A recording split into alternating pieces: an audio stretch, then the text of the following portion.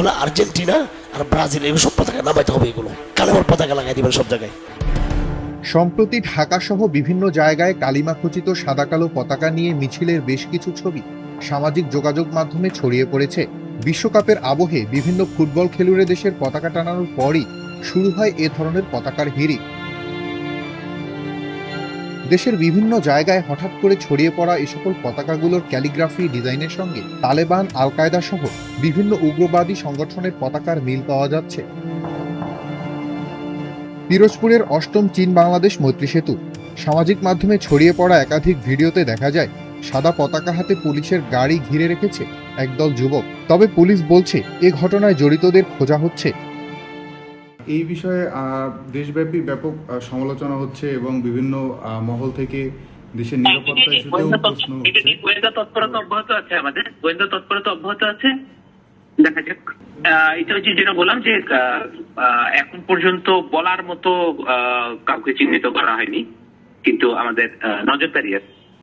তবে এ ধরনের ঘটনাকে স্রেফ ধর্মীয় আবেগ হিসেবে দেখতে নারাজ ঢাকা বিশ্ববিদ্যালয়ের শান্তি ও সংঘর্ষ বিভাগের চেয়ারম্যান ডক্টর সাজ্জাদ সিদ্দিকী। বরং প্রধানমন্ত্রীর বিদেশ সফরের সময় এ ধরনের ঘটনায় দেশের অভ্যন্তরীণ নিরাপত্তা ও বৈশ্বিক ভাবমূর্তিও প্রশ্নের মুখে পড়তে পারে বলে উদ্বেগ প্রকাশ করেছেন তিনি।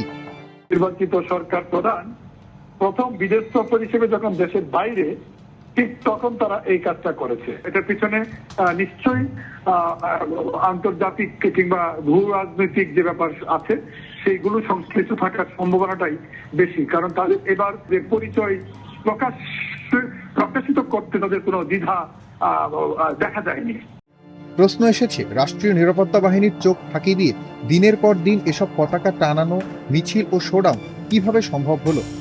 এ ধরনের কর্মকাণ্ডের নেপথ্যে কারা জড়িত তা নিয়েও তৈরি হয়েছে নানা প্রশ্ন। তবে এসব ঘটনার সত্যতা ও পরিস্থিতি পর্যবেক্ষণ করতে মাঠে নেমেছে প্রশাসন। পুলিশের পক্ষ থেকে এমনটাই জানানো হয়েছে। গত 13 জুন আল কুরআনের দারস নামক এক ফেসবুক পেজে প্রকাশিত এক ভিডিওতে মুফতি হারুন ইজহারকে ব্রাজিল আর্জেন্টিনার পতাকা টানানো নিয়ে ক্ষোভ প্রকাশ করতে দেখা যায়। এসব পতাকা টানানোকে বদমাইশি উল্লেখ করে তিনি দেশব্যাপী কালেমার পতাকা উত্তোলনের নির্দেশনা দেন।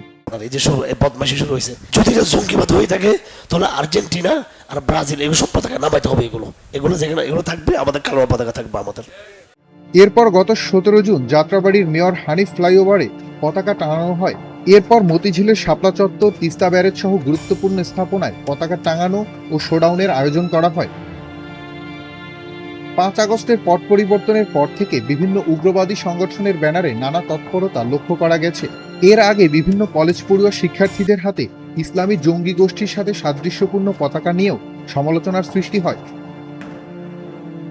বিশ্লেষকরা বলছেন, রাষ্ট্রের নিরাপত্তা ও স্থিতিশীলতা রক্ষার জন্য ধর্মীয় আবেগকে ব্যবহার করে উগ্রবাদীদের ফায়দা হাসিলের যে কোনো তৎপরতা রুখে দিতে না পারলে বড় সংকটের মুখে পড়তে পারে বাংলাদেশ। আতিকুর রহমান, আজকের পত্রিকা।